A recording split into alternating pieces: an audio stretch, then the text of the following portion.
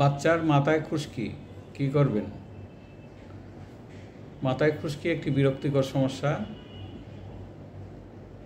এবং এতে করে মাথায় চুলকানি হয়, বাচ্চা কষ্ট পায়, চুলটা ঘন হইলে আরও বেশি দেখা দেয়। বুঝতে হবে যে এটা কী কারণে হয়। এটা একটা প্যারাসাইট আছে, প্যারাসাইটটা মাথায় ইনফেকশন করে, সেই কারণে এটার কারণেই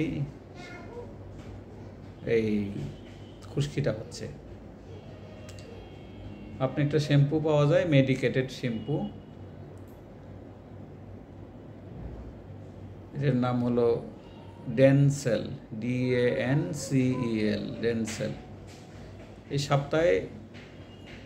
প্রতি সপ্তাহে 2-3 দিন আপনি ব্যবহার করতে পারেন। আরেকটা হলো ঘরোয়া চিকিৎসা।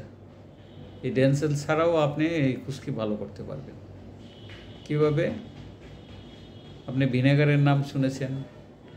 ভিনেগার কিন্তু রোগ প্রতিরোধ করে, যে কোনো ব্যাকটেরিয়ার বিরুদ্ধে কাজ করে।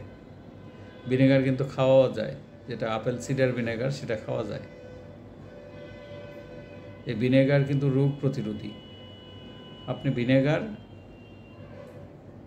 মাথায়, এই চামড়ার মধ্যে, মাথার চুল ফাঁক করে চামড়ার মধ্যে দিয়ে দিতে পারেন। প্রতিদিনই দিতে পারেন, দিয়ে ধুয়ে ফেলবেন।